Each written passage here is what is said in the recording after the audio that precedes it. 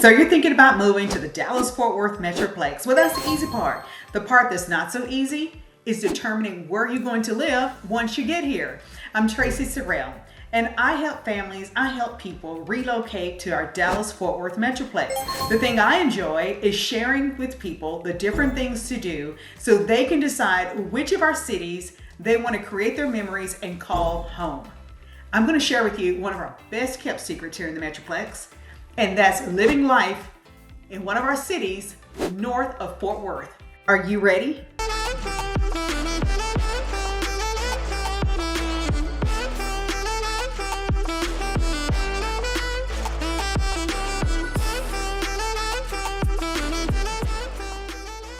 If this is your first time to our channel, subscribe below, press the bell, and you'll be notified when anything new and exciting is going down around town, around our suburbs north of Fort Worth.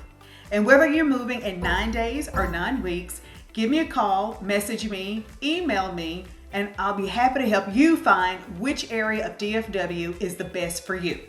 Now going back to our cities north of Fort Worth, let's kick it off with the city of Keller. Keller, Texas is very green, it's very lush, and it's known for its many parks. Then we have Grapevine. Grapevine has 2 resorts. We have our vineyards, and of course, Lake Grapevine.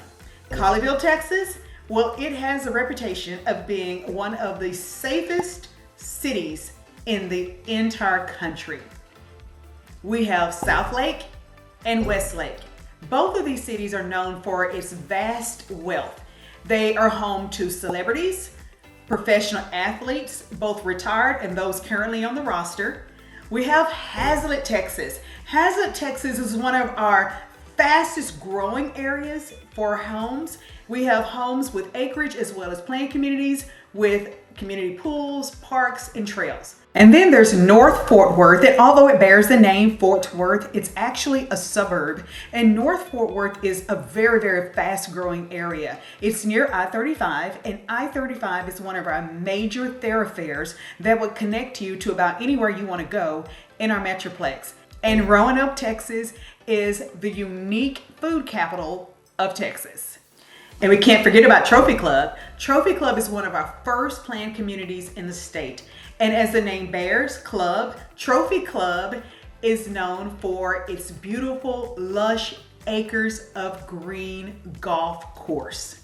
Well, this is just a snapshot of the cities north of Fort Worth. I have videos that go deeper into living life in these cities.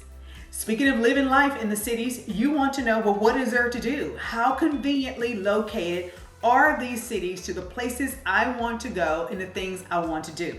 Well, let's take a look. Well, let's just get to it. Outlined in red are the cities that we've discussed, so cities that are north of Fort Worth. In purple is the Dallas International Airport. 5 miles away if you live in South Lake, Grapevine, or Colleyville. If you're farther out, as far west as Haslet, it might be more of a 20-mile drive for you to get to the DFW airport. You're very close to Grapevine.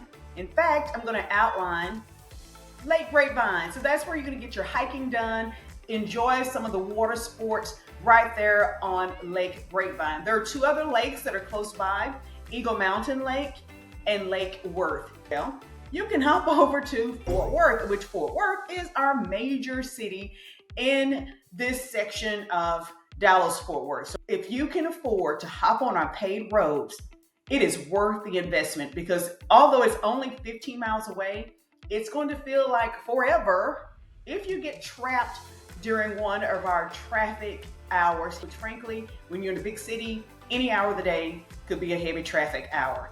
So let's look at some things you can do in the city of Fort Worth. First, we have Sundance Square. That's where you will go and enjoy just a nice outing.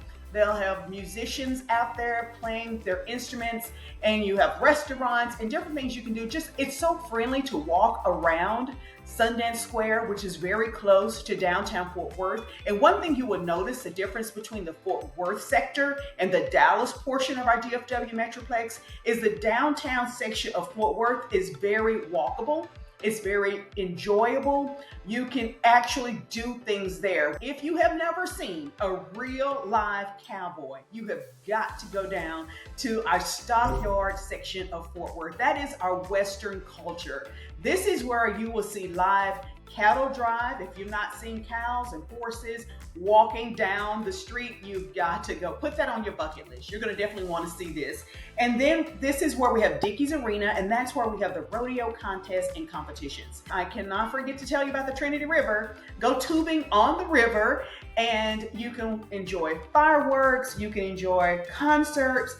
It's a really nice, beautiful place to go. And the difference between the Trinity River on the Fort Worth section versus the Dallas section, well, frankly, the Dallas part just hadn't caught up to Fort Worth as far as how embracing and how inviting the Trinity River is. Arlington is going to be around 20 minutes away. This is where you're going to find AT&T Stadium. So if you've got tickets to the Dallas Cowboys, you're going to actually be in Arlington, Texas to watch them play, not in Dallas, Texas. Also have Globe Life Park, which is where the Texas Rangers play baseball, and Six Flags, and there's so many other things to do right there in Arlington, Texas.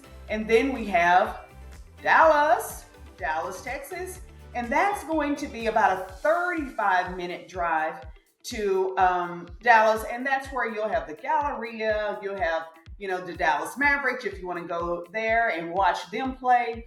There's just a lot of things to do there, but just get your mind together, because when you go visit Dallas, it's going to be a total different vibe from the Fort Worth portion of our DFW Metroplex. But there is so much to do there, but here's the thing. Although Dallas is a lot busier, as though it's more dense and there's a lot of things to do there, you can still live in the Fort Worth part of the Metroplex and just drive over to Dallas and enjoy the things there. And if you're thinking to yourself, Tracy, we've heard a lot about the Frisco area, and we're kind of considering the Frisco, Plano, that part of Dallas-Fort Worth, the part that's north of Dallas. Well, that is about an hour's drive, easy hour's drive to those areas. So remember, you can go there, you can visit. That's a nice area, but I would strongly recommend to travel on our paved roads, because what may normally be an hour's drive could be easily twice that long, trapped in your car, if you happen to be traveling on our roads during a high traffic time, and frankly, that could be any time of the day. Another thing you want to mark as a things to do and a place to go is WinStar Casino, which is in the state of Oklahoma. Oklahoma is about an hour's drive from these areas that are north of Fort Worth. And WinStar Casino, well, it's a casino. And what happens at the casino stays at the casino. Enjoy yourself. And then the last thing I want to point out that might be a little interesting to people is west of these cities is a city, Aurora, Texas, back in the 1800s.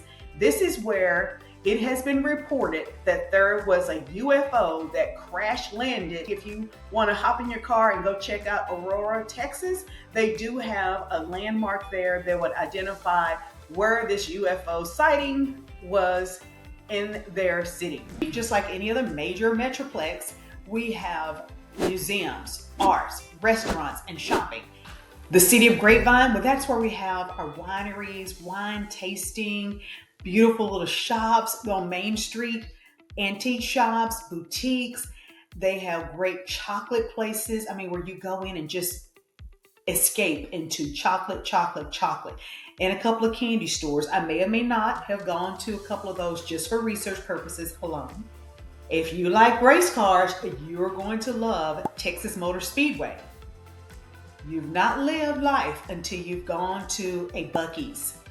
So we've got a lot of fun things to do around town. I will say the one thing that we are missing is ski lodge. So if you're into skiing, maybe not so much. When I talk to people who are thinking about moving just about anywhere, they have one of three questions. How is the education system? What's the crime rate? And is there much diversity in the area? And if you're like most people, you have at least one of those questions on your list.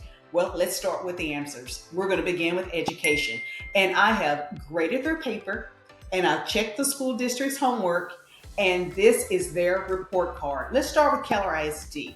Keller ISD has 4 high schools, and they received a grade of an A on their report card. Let's move over to Northwest ISD, which is one of our largest, fastest growing school districts in North Texas. have 4 high schools, and Northwest ISD also receives a grade A. And then we have 3 other school districts. We have Carroll ISD, and that's where students from Southlake attend. There's 2 high schools there. They've got an A+. We also have Grapevine Colleyville ISD with 2 high schools. They also get an A+. And finishing it up is Westlake.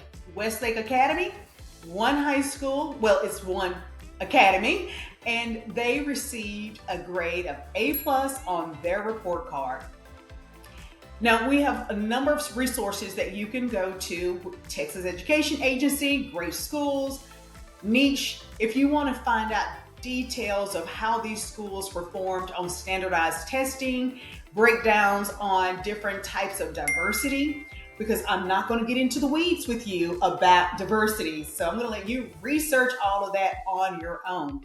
And I wanted to go over the 5 public schools that serve our 9 suburbs, because public schools is typically where you get the equity in your home, because people typically move where schools have the highest rankings. And because by default, I want to protect your equity, I wanted to focus on our public schools. However, there are outstanding private schools if you choose to send your children to any of those. These school districts also provide advanced placement courses, dual credit, where your student can have college credit while they're still in high school.